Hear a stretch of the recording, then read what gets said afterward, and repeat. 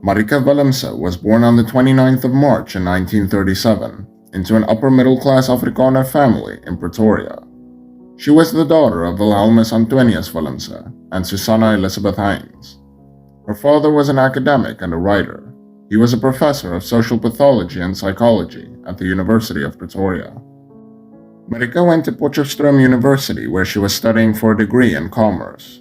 This would be where she would meet her future husband, the former South African president, Frederik Willem de Klerk. Mr. de Klerk later graduated with a law degree in 1958. On the 11th of April in 1959, Marike married Evia de Klerk, and together they adopted 3 children: Susan, who became a teacher, Jan, who became a farmer in Western Transvaal, and Willem, who went into public relations. During her husband's presidency, Marike was the leader of the National Party's women's wing. In 1983, Marike was criticized over comments that she made about the colored community. Reportedly, she stated the following, quote, "You know they are a negative group, a non-person. They are the people that were left after the nation was sorted out. They are the rest." End quote. In 1991, she became embroiled in a personal drama when the South African press revealed that her son Willem was in an 18-month-long relationship with a colored woman, Erica Adams. Adams was also from a political background, with her father being a politician for the Labour Party. Willem was reportedly under immense pressure from his mother to end his interracial romance, so the couple ended their engagement in 1992, and Willem married another woman the following year. Marike was later reportedly very unhappy with housing arrangements during South Africa's transition to democracy. It was originally intended that after the election in 1994, she and the president would stay in the Libertas home, and Nelson Mandela would take up residence in another home known as the Presidency. Mandela later said that he was under immense pressure from his political party, the ANC, to take up residence at Libertas. Therefore, the de Klerks would instead move to the presidency. Mandela then told the de Klerks that senior colleagues wanted to use the presidency for other uses. Therefore, they were moved to Wibberval, the former home of Transvaal's administrators. Wibberval needed substantial refurbishing, and Marike was angry that Mandela carried out a personal inspection to decide what the home needed, costs that the Public Works Department would meet. Marike later said that she was deeply distressed by all the chopping and changing, which she interpreted as a calculated attempt by Mandela himself to humiliate them. This latest humiliation became too much for her to swallow. She became very critical of Mandela and did not hesitate to voice her criticism. The de Klerks later attended Mandela's inauguration as president at the Union Buildings in Pretoria. It is reported that Marike was the only person sitting in the packed public gallery as Mandela entered the room and those around her arose and clapped. One MP implored the former First Lady to acknowledge the occasion, but de Klerk remained seated and glanced at the ongoing spectacle. In 1994, Evia de Klerk began an affair with Elida Georgiades, the wife of Tony Georgiades, a Greek shipping tycoon who had allegedly given the de Klerks and the National Party financial support. Evia and Marike's marriage ended in 1996, with Evia announcing on Valentine's Day that he intended to divorce his wife of 37 years. Marike was heartbroken by the divorce and told Evia that she was willing to forgive everything 70 times 7 should he end up changing his mind and taking her back. Evia de Klerk married Georgiades a week after his divorce to Marike was official.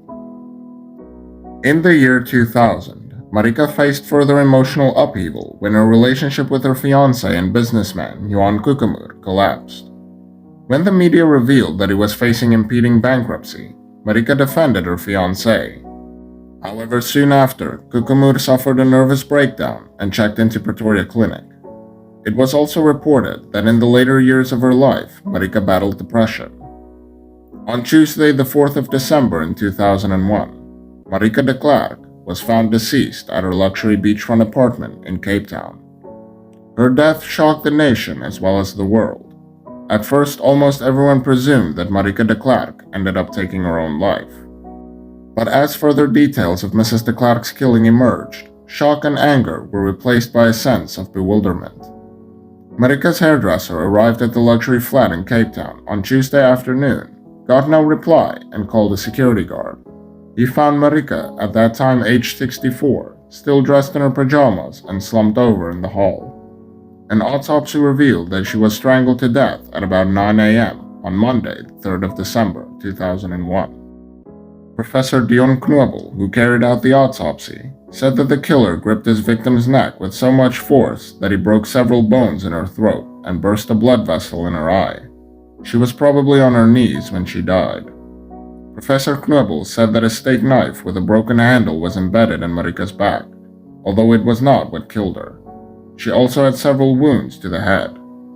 Pathologists also suspected that she may have been raped, but this could not be proven beyond reasonable doubt. The amateur attackers collected what could be concealed under their clothes: her cell phone, a small handbag probably containing money, some jewelry, and her car keys, and snuck down to her Mercedes-Benz in the basement parking. They tampered clumsily with the vehicle, trying to start it, and searched the glove box for any valuables before fleeing. But how did they get into such a well-guarded apartment complex whose very wealthy residents are obsessed with security? Reports started to circulate that Marike was silenced because she threatened to inform police about a diamond smuggling network which involved someone close to her. De Klerk was apparently approached by a person who wanted to borrow money from her for a quote-unquote transaction, but she refused. A source stated, quote, "The person involved either murdered her personally or hired someone else to do it."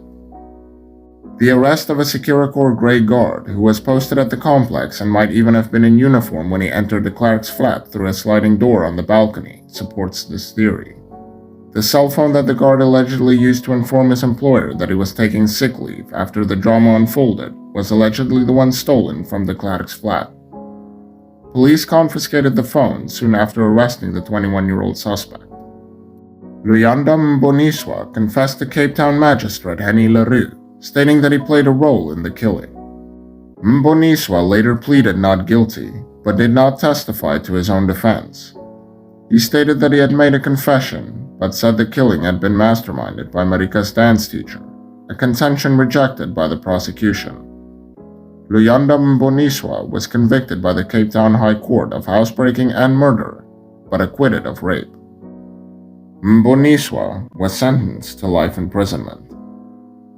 Marike was described as a deeply religious woman from an Orthodox Afrikaner family who privately had a difficult time accepting the reforms instituted by her husband after he released Nelson Mandela from prison in 1990. She had style, and she was reserved as befitted such a professional woman. But to her friends, she was full of fun and she had a wacky sense of humor.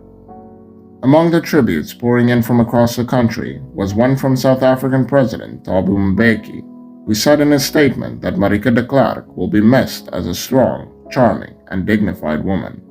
Her former husband, Evie de Klerk, said that he was shocked and saddened, and he hoped that this would be an eye-opener to authorities to combat the crime rate in South Africa. Until next time.